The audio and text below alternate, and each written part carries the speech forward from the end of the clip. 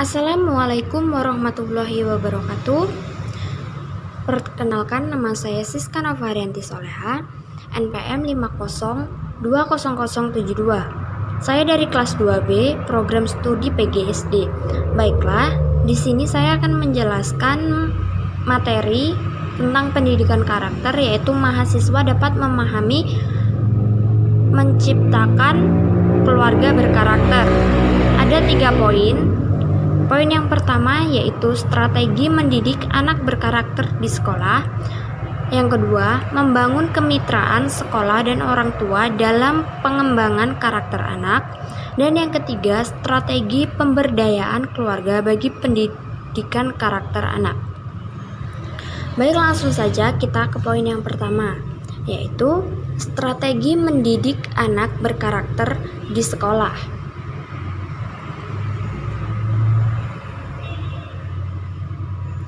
Pendidikan karakter adalah suatu usaha yang disengaja untuk membantu seseorang sehingga ia dapat memahami, memperhatikan, dan melakukan nilai-nilai etika yang inti. Strategi pelaksanaan pendidikan karakter yang diterapkan di sekolah dapat dilakukan melalui 4 cara, yaitu pembelajaran, keteladanan, penguatan, dan pembiasaan. Efektivitas pendidikan karakter sangat ditentukan oleh adanya strategi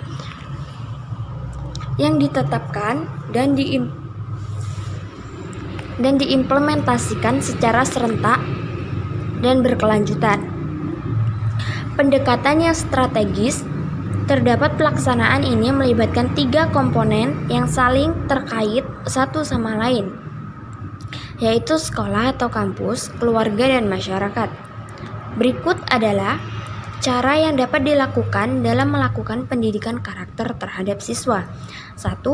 Ketika komponen sekolah sepenuhnya akan menerapkan dan melaksanakan nilai-nilai karakter tertentu, maka setiap nilai yang akan ditanamkan atau dipraktikkan tersebut harus senantiasa disampaikan oleh para guru melalui pembelajaran langsung atau mengintegrasikan ke dalam setiap mata pelajaran.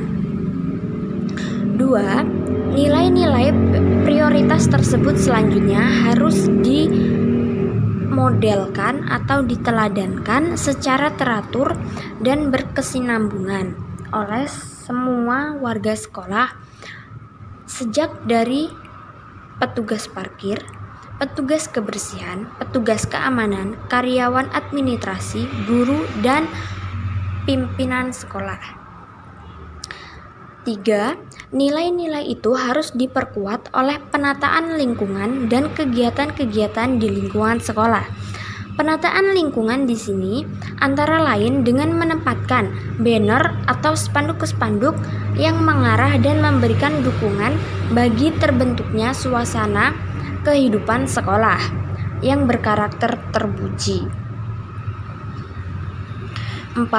Pembiasaan dapat dilakukan di sekolah dengan berbagai cara dan menyangkut banyak hal seperti disiplin waktu, etika berpakaian, etika pergaulan, perilaku siswa terhadap karyawan, guru, dan pimpinan, dan sebaliknya.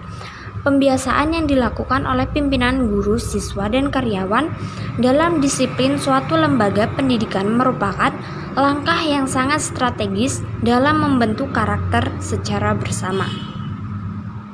Poin yang kedua yaitu membangun kemitraan sekolah dan orang tua dalam karakter anak. Orang tua sebagai guru yang sukarela dan bersedia tanpa biaya atau tanpa batas melakukan program kampanye seperti tiap bulan mendidik melakukan kunjungan kepada orang tua untuk memberikan tugas ringan untuk dilakukan anak-anak seperti bermain puzzle. Orang tua mengamati anak bermain dan membantu mereka untuk belajar.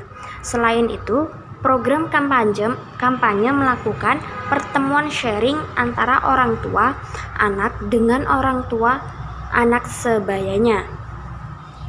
Adapun tujuan dari kemitraan sekolah, ini diantaranya 1. mendidik para guru tentang peranan mereka dalam mempromosikan keterlibatan orang tua secara lebih besar. 2. Berbagai informasi dengan sekolah mengenai bagaimana mereka dapat meningkatkan komunikasi antara rumah dan sekolah. 3. Mendapatkan informasi secara langsung dari orang tua mengenai peran mereka dalam mendidik anak mereka. Di samping usaha yang disebarluaskan untuk membantu orang tua dan anak, banyak hal yang dapat dilakukan sekolah untuk merekrut orang tua sebagai partner baik tugas khusus maupun mengembangkan nilai moral dan karakter yang baik. Tantangan ini terdiri dari dua hal, yakni 1. Mendorong dan membantu orang tua untuk melakukan peran mereka sebagai pendidik utama moral anak. 2. Membuat orang tua mendukung sekolah dalam usahanya untuk mengerjakan moral positif. Dalam kemitraan sekolah dan orang tua diperoleh urutan 10 nilai karakter anak yang akan dikembangkan di antaranya. 1. Menjadi percaya diri. 2. Menjadi bertanggung jawab dan dapat diandalkan. 3. Menjadi ingin tahu dan ingin belajar. 4. Menjadi diri sendiri dan mampu mengarahkan diri sendiri. 5. Mampu bekerja sama dengan temannya. 6. Menjadi sensitif dengan orang lain. 7. Menjadi baik dan penuh perhatian. 8. Menjadi pekerja keras. 9. Mendapatkan nilai yang baik. Dan 10. Menjadi ramah dan bertemperamen baik. Poin yang terakhir yaitu strategi pemberdayaan keluarga bagi pendidikan karakter anak. Sekolah dengan dukungan orang tua yang kuat pada program nilai biasanya memiliki orang tua yang berfungsi dalam peran kepemimpinan. Strategi yang biasanya dilakukan dalam pemberdayaan pendidikan karakter oleh keluarga yang didukung oleh sekolah sering disebut proyek pengembangan anak. Bagi setiap sekolah yang berpartisipasi dalam kelompok orang tua yang merencanakan bagaimana keluarga dapat mengimplementasikan tujuan yang sama antara guru dan orang tua di ruang kelas dalam sebuah survei pada proyek pengembangan anak di sekolah. Kira-kira 50% orang tua mengatakan mereka melakukan perubahan yang positif dalam kehidupan berkeluarga sebagai hasil partisipasi mereka di kegiatan pameran sains keluarga. Namun sayangnya, ini merupakan pengamatan yang dianggap biasa bahwa menjadi orang tua merupakan pekerjaan terberat di dunia dan tidak ada pelatihnya. Proyek perkembangan anak menurut San Ramon mengatakan bahwa setiap 2 sampai dengan 3 minggu para guru mengirim ke rumah pekerjaan rumah keluarga melalui anak-anak seperti membaca cerita pendek atau puisi secara bersama-sama keluarga.